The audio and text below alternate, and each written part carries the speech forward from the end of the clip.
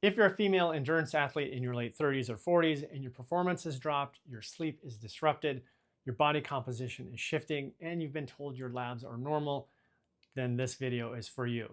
Because what you're experiencing is not stress, it's not aging, and it's not something you simply have to accept. So let me describe something that comes up in my practice quite a bit. So a woman will come in her late 30s or her early 40s. She's training consistently for years. She's very disciplined. She knows her body really well. But something has shifted here. Recovery is slower now. Sleep is disrupted in ways it never was before. Performance has plateaued despite training that hasn't changed at all. And her mood is less stable. Weight is now accumulating around her midsection despite the same diet and training load.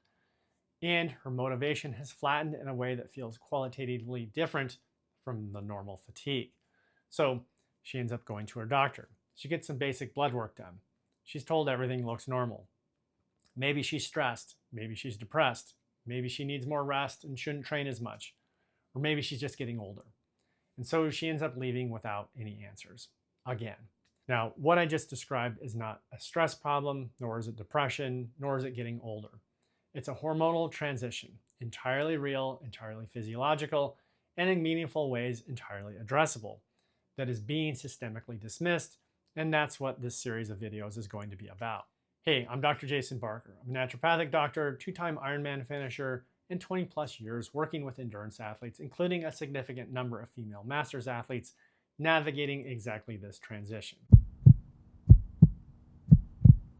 So, perimenopause doesn't start at menopause, and for athletic women, it can often end up starting earlier than expected.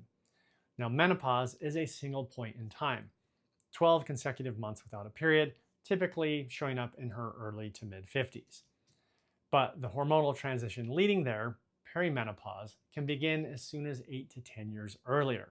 For many women, meaningful hormonal fluctuation can start in the early to mid-40s. For female athletes with high training loads or a history of low energy availability, disruption that resembles early perimenopause can begin in her late 30s.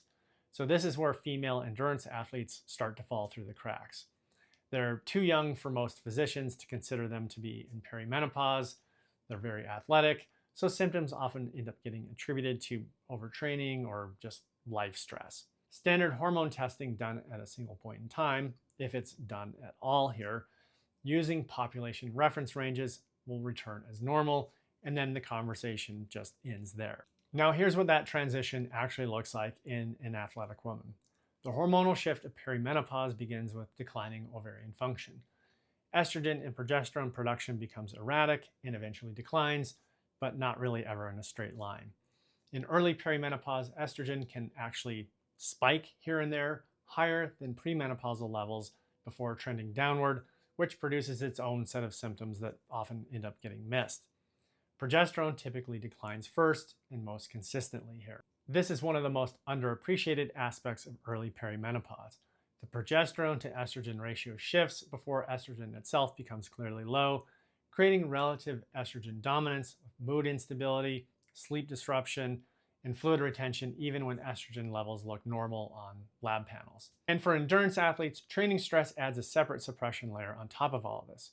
Chronically elevated cortisol from high training loads suppresses gonadotropin-releasing hormone, which reduces luteinizing hormone and follicle-stimulating hormone output, which is a long way of saying it directly affects ovarian function. Now, high training loads can suppress ovulation, shorten the luteal phase, which is the second half of the cycle, and reduce progesterone production, accelerating the hormonal disruption of early perimenopause.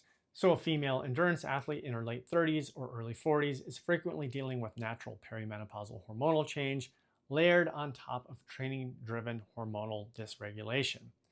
And this can be potentially layered on top of relative energy deficiency syndrome in some women.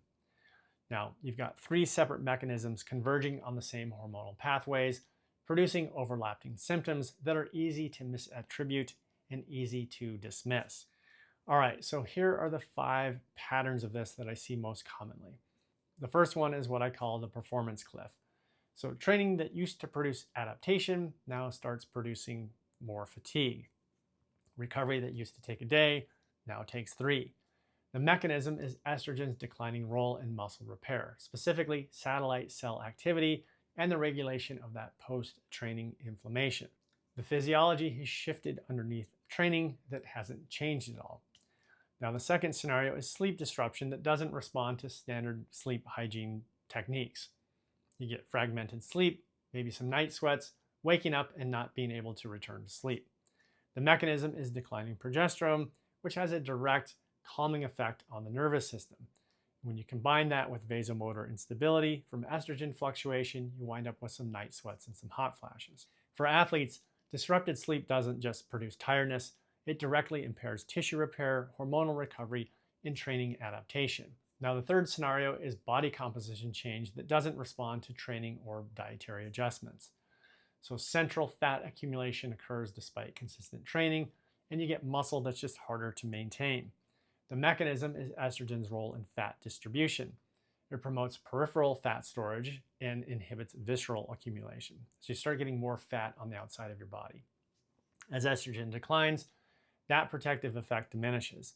And the common response is, of course, eat less and train harder, which ends up increasing cortisol, further suppressing ovarian hormones, and just accelerates the problem overall. Now, the fourth scenario is mood instability, anxiety, or emotional flatness that feels different from normal stress. Estrogen can modulate serotonin, dopamine, and norepinephrine signaling, all important neurotransmitters with mood regulation. When it fluctuates dramatically, neurotransmitter regulation becomes less stable. Declining progesterone compounds this through its lack of relaxation signaling on the brain.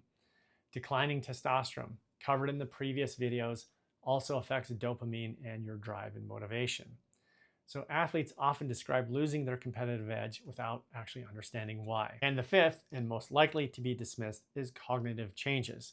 So she may have difficulty with word retrieval, mental fog, reduced focus during training and racing. Estrogen supports cerebral blood flow, neuronal mitochondrial function, and acetylcholine synthesis. All things that are just good for overall brain function and health. The brain is an estrogen-responsive organ, and the neurological effects of estrogen fluctuations are real, they're measurable, and they're significantly underappreciated clinically. Now, why don't female athletes get answers? So, female athletes who have trained seriously for years have a high pain tolerance and a strong drive to push through any difficulty. These are, of course, athletic strengths, but they become clinical liabilities when physiological symptoms get filed under, I'm just going to push through it, versus I need to investigate this. Now, I've had athletes dealing with significant sleep disruption, body composition changes, and declining performance for several years before they actually end up seeking any help because they kept attributing all of this to their training load or just mental weakness, unfortunately. And I've had athletes told repeatedly that their labs are normal, who then in turn concluded that the problem must be psychological rather than an actual physiological issue. Both experiences are failures of the medical system, not failures of the athlete, of course. The symptoms are, of course, very real, as is the physiology, but the standard workup just wasn't designed to find it. So, if you've been experiencing the performance cliff, sleep disruption that won't respond to standard interventions, body composition shifting despite consistent training and diet, mood instability, or cognitive changes, and you've been told that your labs are normal or you're just stressed or depressed, please listen to this clearly. You're not imagining it. It is not just stress, and it is not something you simply have to accept. So my next video is going to go deeper into the physiology, specifically why estrogen and progesterone affect athletic performance the way that they do, and why the interaction with training stress creates a picture that's very specific to athletic women that's rarely addressed anywhere else. In the meantime, please hit the like and subscribe. I post science-backed content for athletes navigating performance at every stage of life. And for individualized hormone testing and protocols for female masters athletes, visit naturalathleteclinic.com. I'm Dr. Jason Barker. Thanks for watching, and I'll see you in the next one.